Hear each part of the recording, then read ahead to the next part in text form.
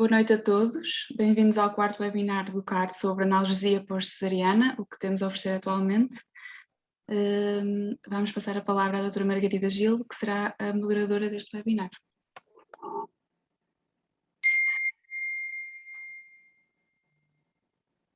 Boa noite, bem-vindos a todos ao regresso do webinar do CAR. Relembro que todos os meses, na primeira terça-feira de cada mês, vai continuar até ao fim do ano um tema a ser apresentado pelo CAR. Escolhemos para a nossa retoma um tema da obstetrícia, é um tema velho, que é a analgesia do pós-operatório, um tema muito debatido. Quem vai apresentar é a doutora Inês Cunha, uma anestesista do Hospital Universitário de Coimbra, com interesse e atividade na área da obstetrícia e também da anestesia regional. Queria só relembrar que eventualmente qualquer questão deve ser colocada no Q&A. E pronto, vamos avançar para o nosso tema.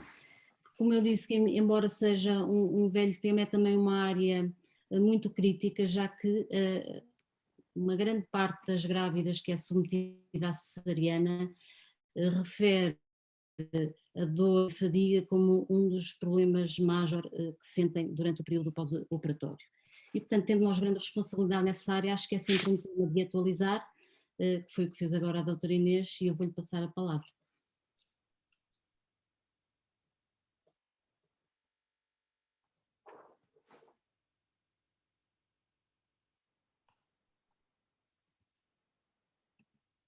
Boa noite a todos.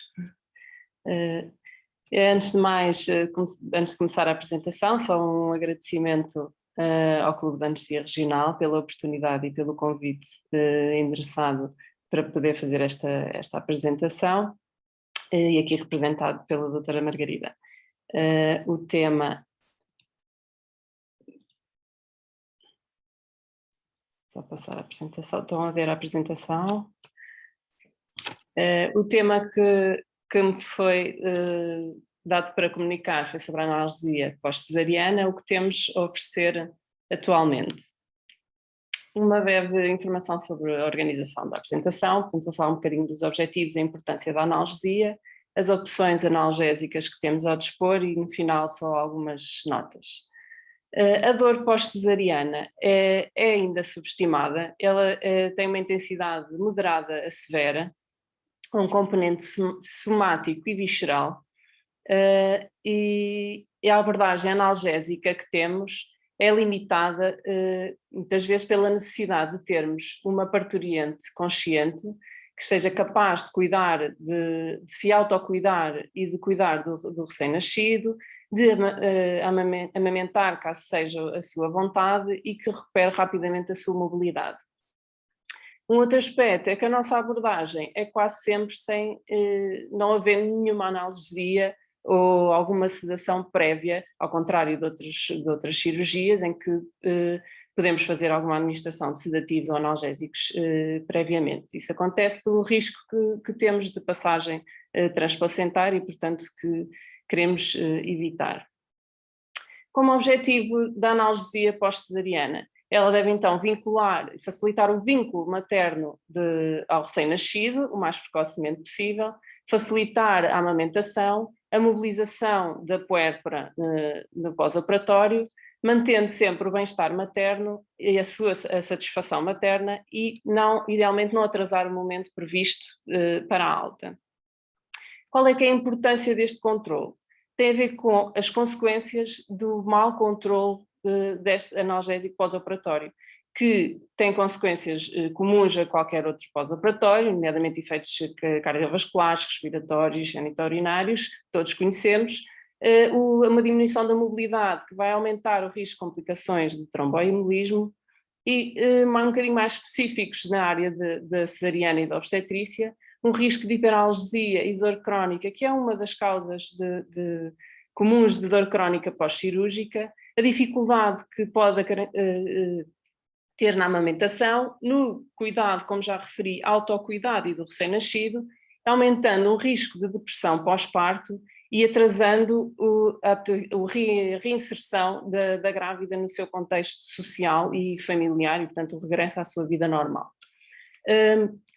A evidência sugere que diversos agentes anestésicos e analgésicos diferem para os diversos procedimentos cirúrgicos e, portanto, houve uma necessidade de desenvolver planos dirigidos a procedimentos cirúrgicos específicos.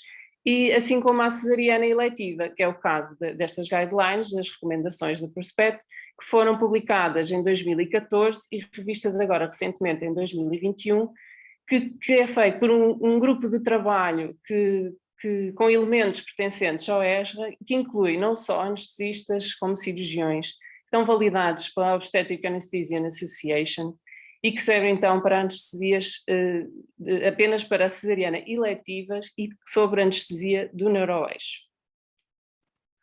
As nossas opções analgésicas podem ser farmacológicas, não farmacológicas. Dentro das farmacológicas, os principais grupos opioides, paracetamol, anti-inflamatórios, não esteroides e os anestésicos locais nas suas diversas vias possíveis de administração. O ideal é termos um esquema multimodal de forma a conseguirmos reduzir as doses, nomeadamente de opioides, na analgesia pós-cesariana. Em relação aos opioides do neuroeixo, é o pilar, o standard da analgesia pós-cesariana. Devemos ter preferência pelos opioides hidrofílicos, a morfina, quer seja por via intratecal ou epidural. E esta via, comparada com a via sistémica, promove melhores scores de dor, uma melhor satisfação materna e aumenta o tempo até uma analgesia de resgate necessária. A morfina epidural, pelo PROSPECT, a dosagem recomendada é 2 a 3 miligramas, no entanto, uma dose ótima ainda não foi estabelecida. Sabe-se que doses superiores, que não houve grande benefício da analgesia e sim houve um aumento dos efeitos adversos que não são de todo desejáveis. A morfina intratecal, já há mais de 40 anos que tem o seu uso estabelecido na anestesia obstétrica. Segundo as nossas orientações do PROSPECT, a dosagem é de 50 a 100 microgramas, portanto são doses baixas. No entanto, mais uma vez, a dose ótima ainda não está estabelecida. Tal como a morfina epidural, doses superiores a estas promoveu um aumento dos efeitos secundários e, portanto, não desejável. A melhoria, a analgesia intratecal comparada com a morfina epidural tem melhores resultados. Temos aqui um estudo da SOP, da Sociedade de Anestesia Obstétrica e Perinatologia, publicado em 2016, que mostra realmente que doses superiores a 100 microgramas aumentam a analgesia, mas que à custa dos efeitos secundários e, portanto, não é recomendado. Efeitos secundários estes que são conhecidos por todos vós. Em relação à depressão respiratória, esta é clinicamente significativa, é rara de acontecer em puérperas que recebam baixas doses. Existe sempre uma monitorização no pós-operatório.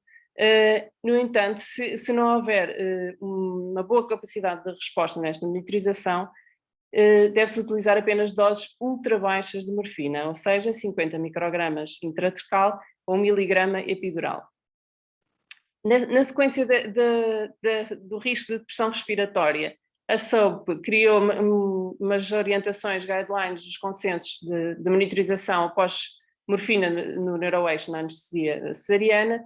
Só de salientar que devemos ter em conta os fatores de risco pré-operatórios da grávida, a dose que é administrada, seja por via intratecal ou epidural, e fatores de risco que se possam vir a adicionar perioperatórios e que decorram na altura da cirurgia, que possam agravar e levar a necessidades de monitorizações mais frequentes. Os opioides sistémicos é uma via de administração a evitar pelo maior risco de concentração plasmática da morfina e dos restantes opioides e pelos seus efeitos. A PCA de morfina é uma analgesia eficaz, que promove também uma satisfação, no entanto, vai nos limitar a mobilização e a recuperação em termos da grávida, permite estar mais desperta, uma amamentação e cuidar de si e do bebê. O tramadol pode ser administrado via endovenosa ou via oral, tem, além de opioide, é um inibidor da recaptação de noradrenalina e serotonina, portanto atua como um duplo mecanismo, apesar de ser um opioide fraco, vai ter um efeito mais potente. O Prospect considera apenas como opção de resgate, exatamente pelas concentrações plasmáticas que atingem, mas, no entanto, que deve estar, quando não há possível, outras estratégias, na anestesia, nomeadamente a anestesia regional, portanto teremos que recorrer a estes fármacos. Deve ser, então, otimizadas estratégias para reduzir este consumo de opioides sistémicos. O paracetamol, conhecido por todos, é a chave do esquema da analgesia multimodal, de um esquema de analgesia, e reduz em 20% a necessidade de opioides. É recomendada uma primeira administração via oral pré-operatória, ou, caso esta não tenha ocorrido, fazer a primeira toma no intraoperatório. E deve ser administrado em horários de posologia fixa durante 3 dias. Os anti-inflamatórios não esteroides têm uma eficácia analgésica comprovada em esquema multimodal, diminui os scores da dor, nomeadamente a sua importância na dor visceral. Também é um efeito poupador de opioide, de 30% a 40%.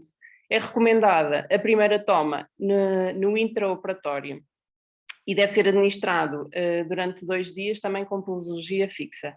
Só de salientar que tal como todos os anti-inflamatórios não esteroides, deve ser ponderada a sua administração e não deve ser administrada quando há contraindicações, que são globais a qualquer doente, e não esquecer algumas contraindicações que podem advir da própria patologia obstétrica mais específica, por exemplo, uma pré-eclâmpsia, que pode aumentar o risco e pode justificar não administrar estes anti-inflamatórios.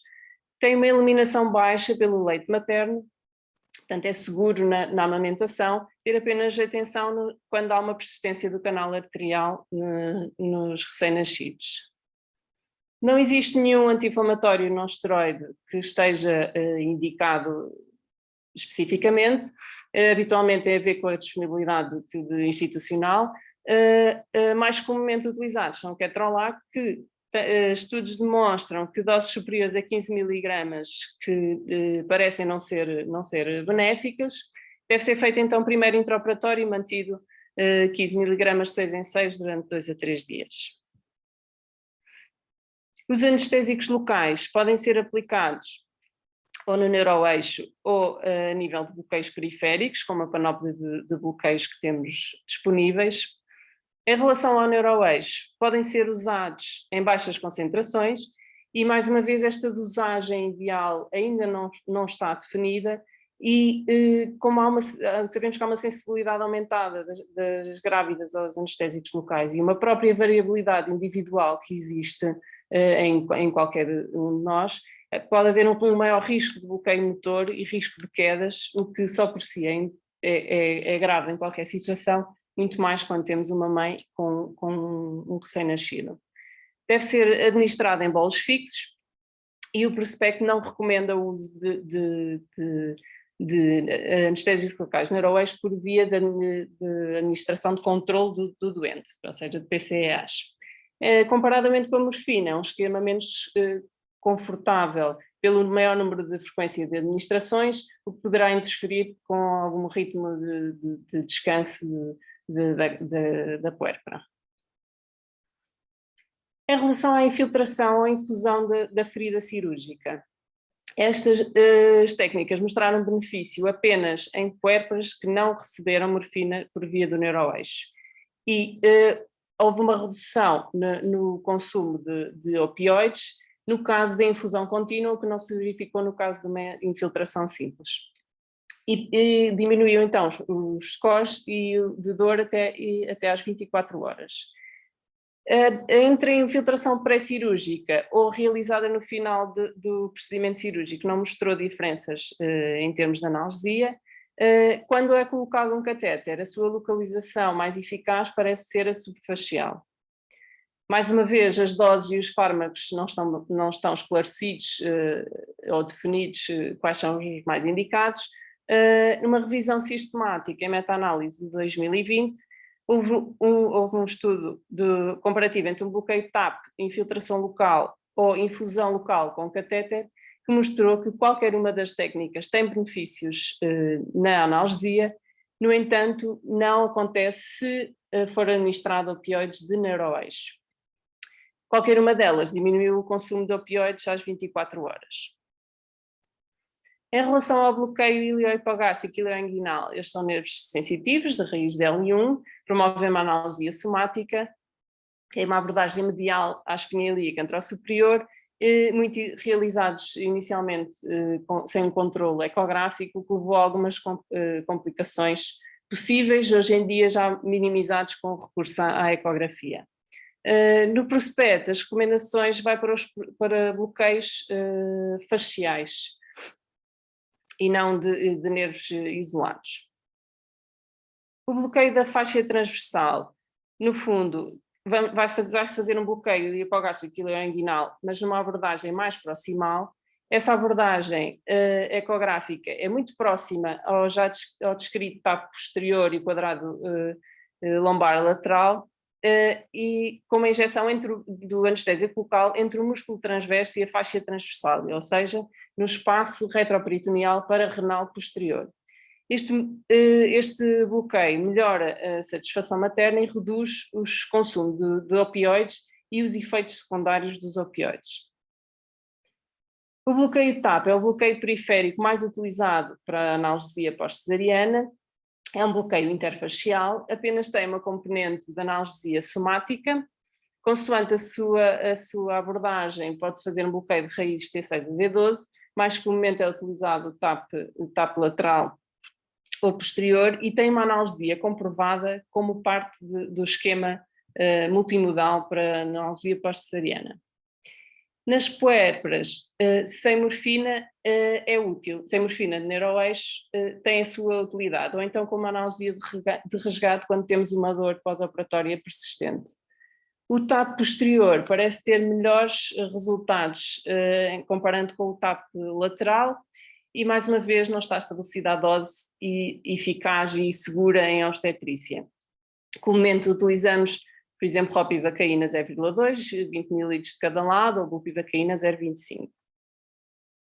Uma meta-análise publicada em 2017 demonstra-nos que doses superiores a 100 mg de bupivacaína nos bloqueios não se tornou benéfico, ou seja, deve-se fazer abaixo, com doses inferiores a 100 mg, o que vai dar, no caso da bupivacaína 0,25, vai dar precisamente os 20 ml de cada lado. Em relação ao bloqueio do quadrado lombar, é um bloqueio que é realizado na parede abdominal posterior, também é um bloqueio interfacial da faixa tóraco-lombar e tem um componente de analgesia visceral por provável dispersão para o espaço paravertebral. Aqui só para demonstrar o local de injeção dos três tipos de quadrado lombar que estão descritos, inicialmente o quadrado lateral, aqui posterior, que é injetado, este nome tem relação à localização anterior ou posterior ao músculo do quadrado lombar, e uma abordagem mais recente anterior.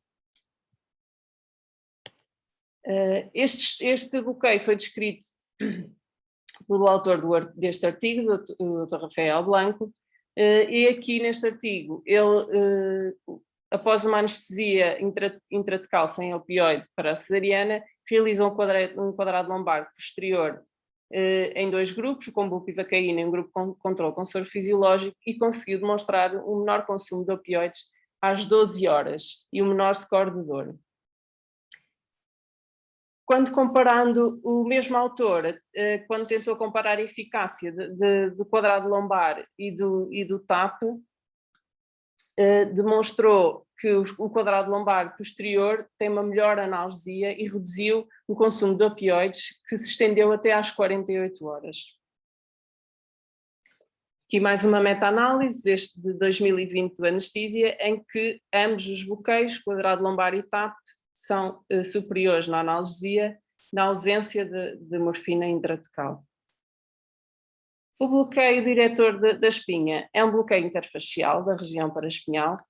O anestésico local é injetado entre o eretor da espinha e a apófise transversa do nível onde vamos fazer o bloqueio, com o objetivo de colocar anestésico local que cubra os ramos dorsais e ventrais dos nervos espinhais, havendo uma dispersão cefalocaudal de até 3 a 4 níveis.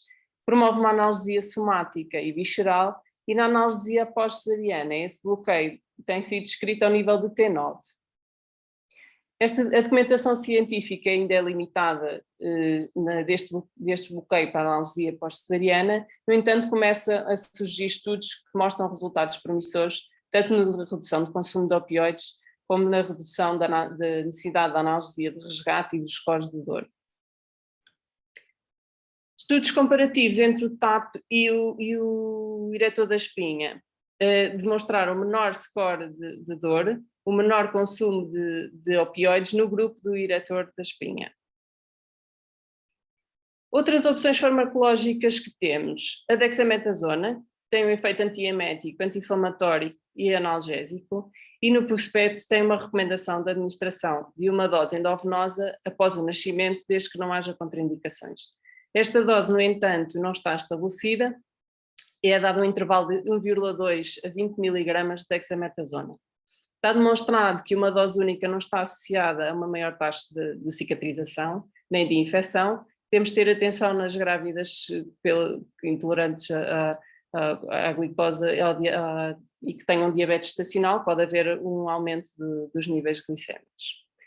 A gabapentina tem um efeito analgésico, poupador de opioide e diminuição de náuseas e vômitos pós-operatórios. Estava incluída na primeira edição do prospecto de 2014, no entanto, devido tanto aos seus efeitos secundários, como à sua transferência placentar, tanto placentar como para o leite materno alta, seja pelos potenciais efeitos adversos e não sendo seguro para o recém-nascido, esta recomendação foi retirada nestas novas guidelines e, portanto, atualmente não está recomendada. A ketamina pode ser utilizada como adjuvante de neuroeixo ou endovenosa. A literatura é inconclusiva em relação à sua aplicação na analgesia pós-cesarianas. Sabemos que melhora os scores de dor e a redução do consumo da morfina, no entanto, os seus efeitos secundários são importantes e, portanto, se terá uma maior utilidade como uma analgesia de resgate numa dor de difícil controle persistente, ou se há uma dependência já prévia de opioides, ou há o risco aumentado da grávida desenvolvimento de dor crónica pós-cirúrgica. Uma série de outros medicamentos foram testados, foram surgindo alguns estudos, com alguns efeitos benéficos a nível de analgésico, mas com efeitos secundários ou adversos que não se coadunam com a prática na atualidade em obstetrícia e, portanto, não são recomendados. Em relação às terapêuticas não farmacológicas, temos a neuroestimulação elétrica transcutânea, que demonstrou efeitos na redução dos scores de dor, que deve ser usada na analgesia de resgate e está recomendada no prospecto a sua utilização. A cinta abdominal elástica, que alguns estudos demonstraram reduzir os scores de dor e a necessidade de analgesia de resgate e que também é recomendada nas guidelines. Em relação aos aspectos cirúrgicos, é recomendada uma incisão de Joel Cohen, que vemos aqui na figura a sua localização, e não encerramento do peritoneu pela sua associação a menores scores de dor no pós-operatório. Como então notas finais, os aspectos essenciais, a analgesia multimodal continua a ser o nosso gold standard para a analgesia, melhor controle da analgesia pós-cesariana. A morfina intratecal tem excelentes resultados analgésicos. Os bloqueios periféricos também demonstram esses resultados, mas não conseguem ser superiores na sua eficácia à morfina intratecal. Na atualidade, há uma tendência de reduzirmos a utilização perioperatória de opioides ao máximo. No entanto, Ainda não é possível na atualidade termos uma analgesia pós-cesariana sem recorrer aos opioides. Deve ser uma tendência de desenvolvimento e implementação de programas ERAs dirigidos a várias cirurgias pós-operatórias e pós-operatórios, não, perioperatórios de várias cirurgias, e o mesmo surgiu também para a obstetrícia, com o sentido de optimizar a capacidade de ambulação, de regulação do trânsito intestinal, diminuir a incidência de náuseas e vômitos pós-operatórios, melhorar a nutrição perioperatória e facilitar a alta do doente. Para terminar a apresentação, uma importância para o futuro, será necessário realizarmos estudos que ponham em evidência o potencial benefício dos bloqueios periféricos em obstetrícia. Atualmente parece não haver um benefício em associá-los à morfina intratecal, mas surge esta questão se não permitirão reduzirmos as doses de morfinas utilizadas quer intratecal, quer epidural, e portanto que possam ter um papel no futuro mais presente. Muito obrigada.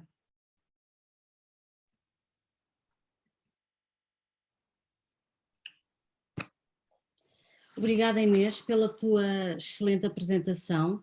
Eu lembro que se eventualmente alguém quiser colocar alguma questão, pode fazê-lo no Q&A. Entretanto, eu vou só aqui fazer assim umas achegas, digamos, daquilo que eu fui apanhando da tua apresentação. Quer dizer, a obstetrícia é realmente uma área muito importante e muito delicada, porque de facto a grávida é submetida a uma cirurgia major, não é? E é exigido, ou pelo menos é desejável que ela esteja apta para tomar conta dela, não tenha efeitos secundários dos medicamentos analgésicos que lhe administramos e que esses medicamentos não passem para o leite materno para que ela possa amamentar, não é? E de facto isso é de uma exigência importante. Tem-se chegado à conclusão que a analgesia multimodal está em cena, portanto é o gold standard, como diz a Inês, e a morfina é a grande estrela, continua a ser a morfina a grande estrela quando administrada por via, sobretudo intratecal, mas também epidural. Como tu disseste bem, apesar disso e de não conhecermos exatamente a dose ótima em obstetrícia, de facto andamos sempre ali a ver estudos e a estudar esse aspecto, mesmo as doses atualmente recomendadas têm efeitos muito importantes em obstetrícia, nomeadamente a retenção urinária, náuseas e vômitos pós-operatórios, algum tipo de sedação, prurida, etc. Pronto. E que nós não desejamos, e portanto de alguma forma fico satisfeita e ficamos todos de esta atividade do Prospect, que tem tido muito mérito ao longo dos anos de fazer estes protocolos dirigidos a vários tipos de cirurgia, portanto é um trabalho de base que se faz muito importante na medida em que se pegam nos estudos e se faz uma medicina baseada na evidência, e portanto isto só para fazer aqui um parênteses, que quem faz muita anestesia regional de alguma forma às vezes tem ficado um pouco desiludido com as guidelines Prospect que saem para determinados tipos de cirurgias, porque muitas vezes a anestesia regional não é considerada de uma utilidade major, que vai um bocadinho pouco de encontro àquilo que quem faz alguma anestesia regional sente no dia-a-dia. Em obstetrícia, os bloqueios entraram de facto, têm uma evidência analgésica importante. Quero relembrar que o bloqueio TAP efetivamente é feito há muitos anos, inicialmente de forma cega e atualmente de forma ecoguiada, e realmente desde a entrada do ecógrafo temos começado a administrar anestésico não só no TAP block, não é? Que faz um bloqueio muito somático da raiz de L1 e sobretudo o somático, embora alguns estudos também refiram algum efeito visceral que eu penso que pode acontecer se a dispersão for consonante com isso. E portanto desenvolveram-se e apareceram outro tipo de bloqueios onde injetamos anestésico local em locais muito específicos que nos têm dado, como os estudos que tu apresentaste, o Rafael Blanco, no quadrado lombar a nível posterior, um efeito não só, uma analgia não só somática mas também visceral. Pronto, e eu queria só, não sei se estou a ser aqui um bocadinho teórica, mas queria só, porque eu acho que é importante falar um bocadinho nisto. Quer dizer, o anestésico local, quando fazemos um quadrado lombar ou lateral, ou posterior, ou transmuscular, vai banhar a faixa tóraco-lombar, que é uma entidade complexa, que segundo algumas teorias ou tem 3 ou 2 camadas.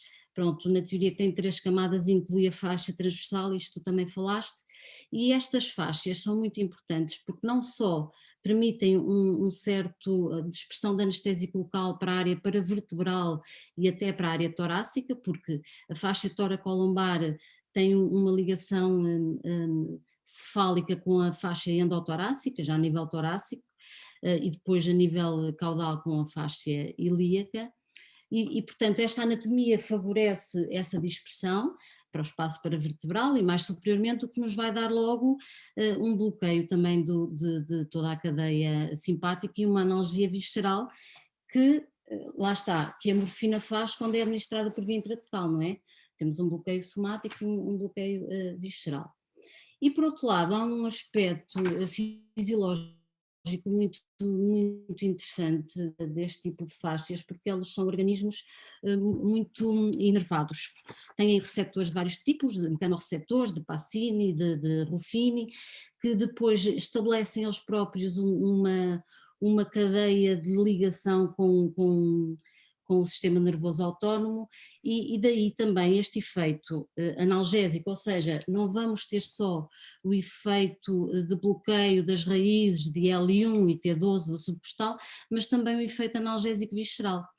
Eu peço desculpas, estou-me aqui a estender um bocadinho, mas eu penso que no futuro, como tu disseste e bem no fim,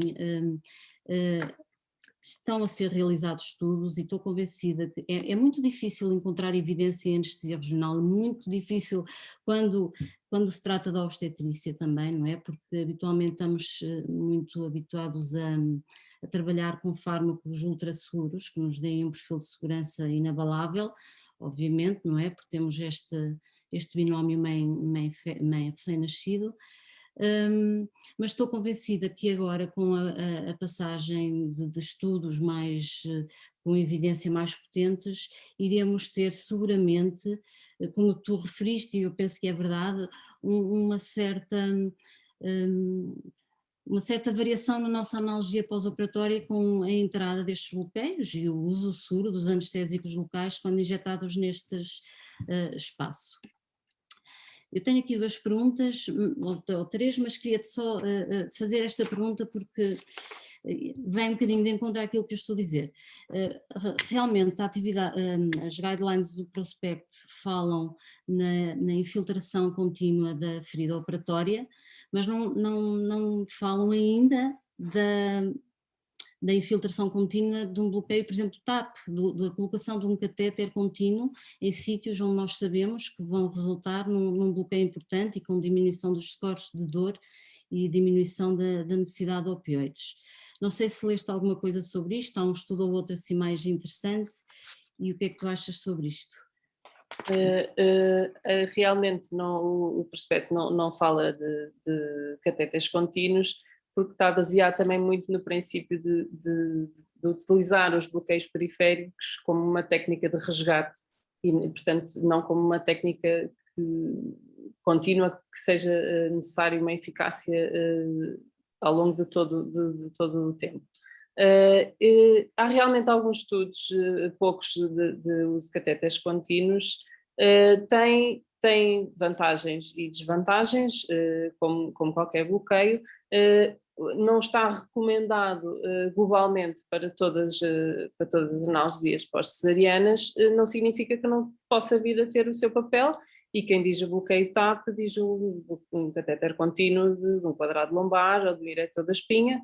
Pode ser importante e pode fazer a diferença em determinadas populações, por exemplo, uma grávida que já seja dependente de opioides ou que tenha um passado com um consumo já de opioides, que tenha um risco maior de vir a desenvolver dor crónica ou porque já tem uma dor crónica prévia, portanto já tem alguns consumos associados, isso poderá justificar. Penso que, como todas as orientações e guidelines são recomendações, não significa que seja para todos, e nós devemos sempre adequar a nossa anestesia e analgesia, neste caso, ao doente que temos à frente. E, portanto, se for de todo importante tentar abolir ao máximo os opioides, que justifica a colocação de catetas contínuos, bilaterais, neste caso. E indo de encontro ao que tu dizes, até se calhar naquelas grávidas em que têm algum perfil de risco para desenvolverem a depressão respiratória pelos opioides, não é? As grandes obesidades, as mulheres com saúde, as mulheres já com opioide tolerantes, com dor crónica, como tu disseste, eu acho que é sempre aqui uma alternativa que não podemos descurar, não é? Temos alguma experiência em fazê-lo em doentes não obstétricos, mas a sua eficácia em obstetrícia é importante. E também, realmente, há centros com menor nível de monitorização de pós-operatório, onde eventualmente é mais seguro deixar uma analgesia periférica com anestésico local, não é? Num bloqueio, do que propriamente até a morfina no neuroeixo, não é? Penso eu. Temos aqui umas perguntas, Inês, uma que também acho que é muito interessante. Da Maria Vaz Antunes, que pergunta se temos experiência com a utilização de sufentanil epidural no pós-operatório. Queres falar um bocadinho disto? Sufentanil epidural. Sim, nós habitualmente a maior experiência que tenho é com a morfina, que deixamos, mas no entanto pode ser utilizado o sufentanil também epidural ou até juntamente com os anestésicos locais, portanto fazendo uma diluição, permitindo concentrações mais baixas do anestésico local, associando um opioide.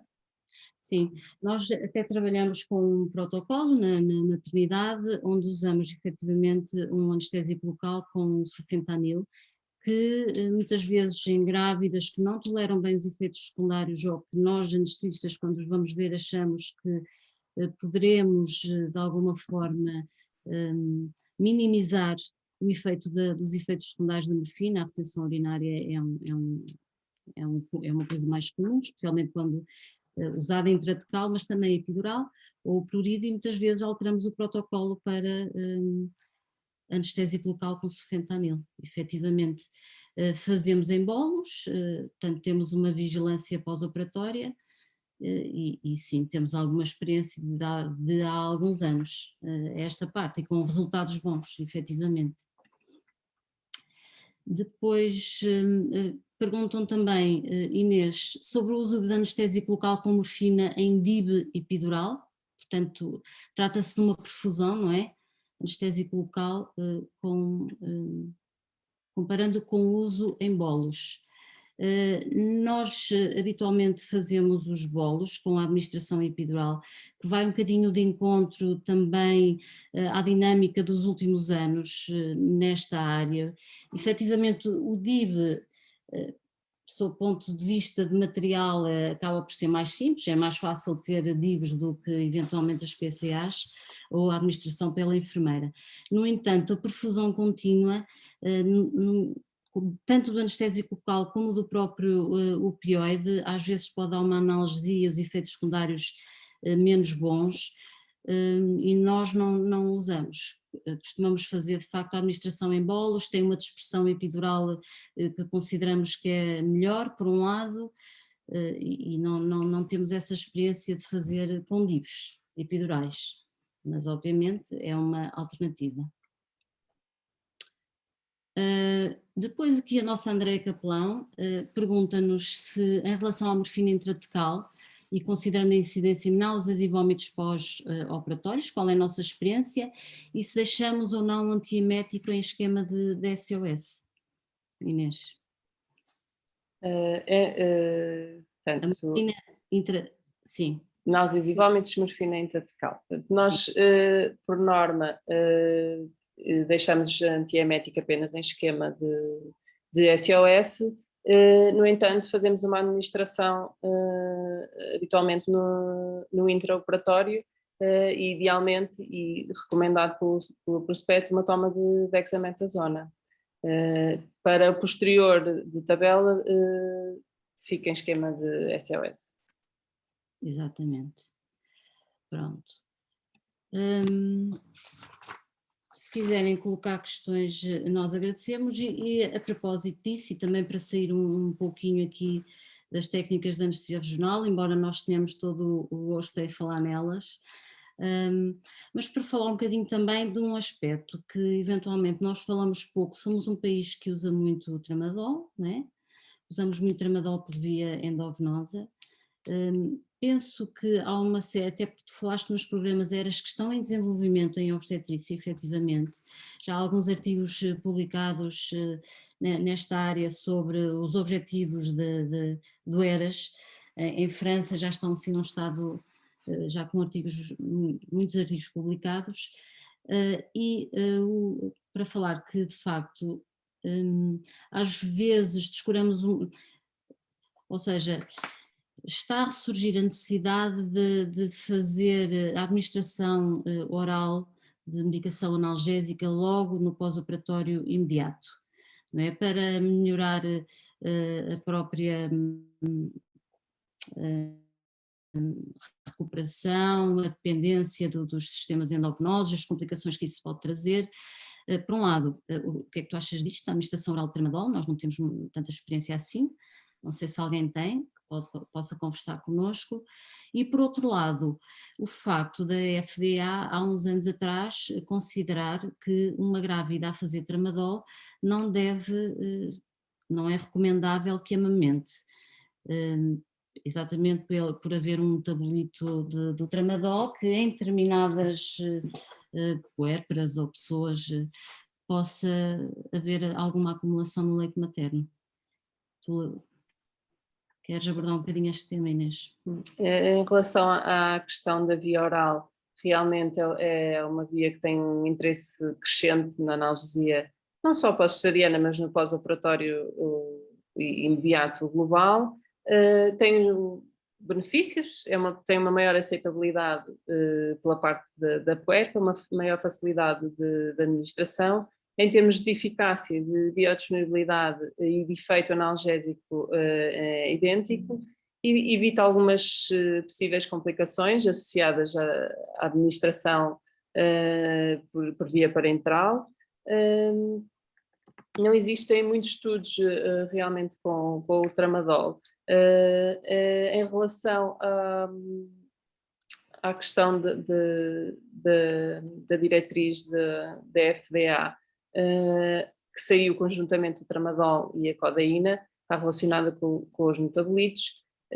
No entanto, por risco de passagem por ter metabolitos ativos opioides, por risco de passagem pelo leite materno e depressão respiratória do recém-nascido.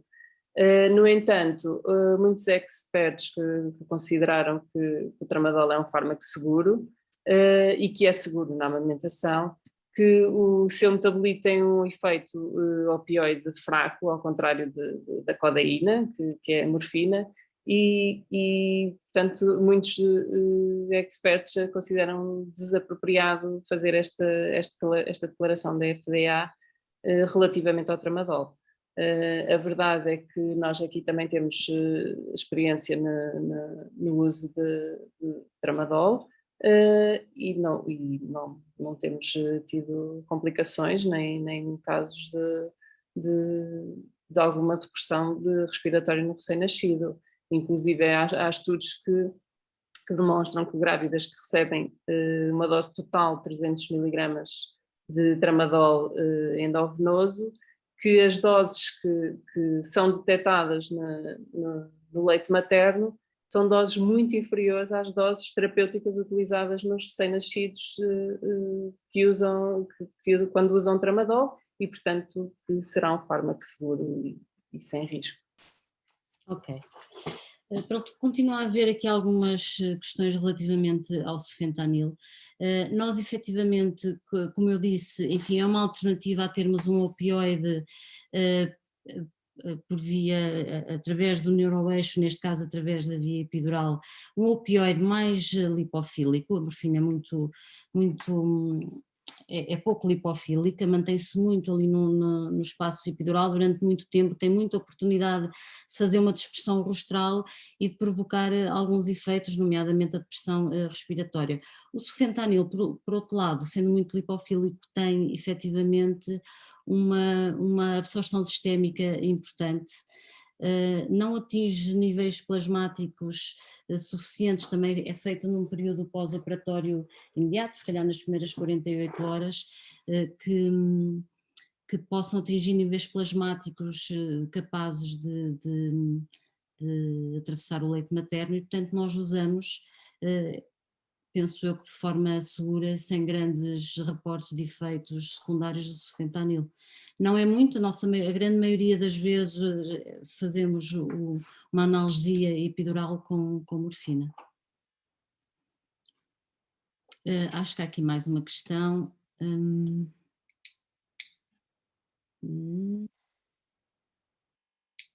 Pronto, está-me aqui a dizer Ana Lufinha, que está no Congo, e que, para além da administração intratecal de morfina, que usam muito tramadol oral como analgesia pós-operatório nas puérperas e com bom resultado.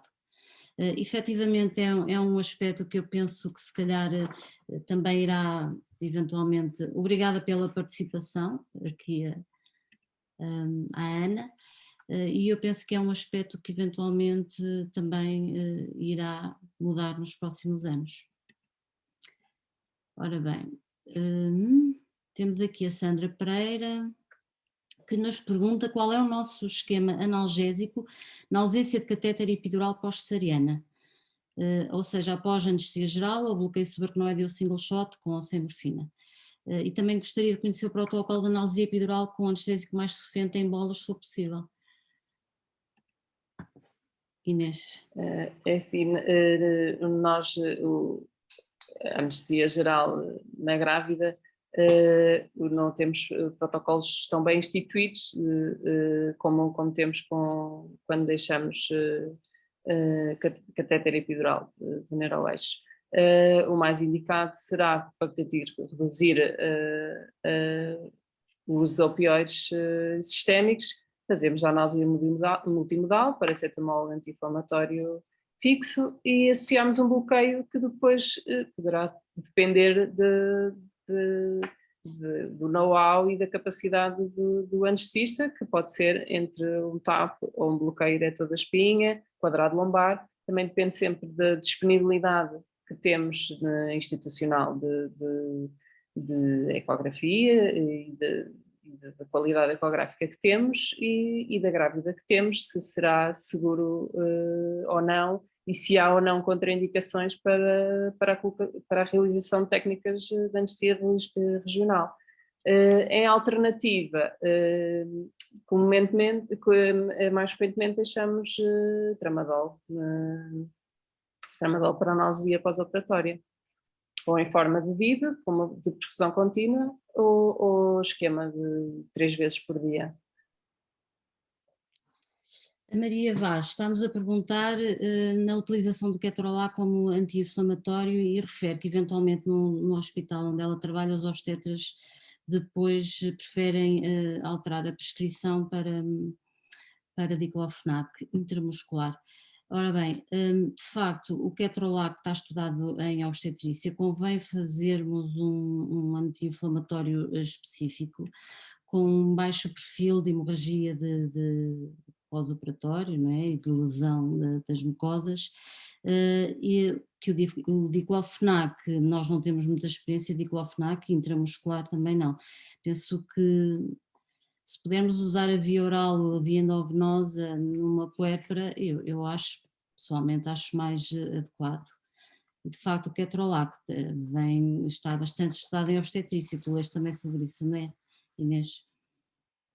Sim, como eu referi, não há uma recomendação específica de nenhum anti-inflamatório não esteroide, portanto vai depender um pouco da disponibilidade hospitalar e institucional de cada um. Como a sua administração deve ser feita A primeira toma no intraoperatório, logo aí limita-nos muitas opções que temos. Portanto, o ketorolac é o analgésico anti-inflamatório mais potente a nível de analgesia e que tem uma disponibilidade para via endovenosa e, portanto, preferencialmente é o que utilizamos. Aqui na nossa maternidade, comumente depois faz-se uma transição para a via oral com ibuprofeno. Portanto, em relação à administração do intramuscular, realmente eu concordo com a doutora Margarida, que havendo uma disponibilidade de uma via oral ou de um catéter endovenoso que já esteja colocado, estar a submeter a uma administração intramuscular, havendo vias já disponíveis de acesso, que não seria a minha primeira hipótese. Ok. Pronto, penso que não haverá mais perguntas.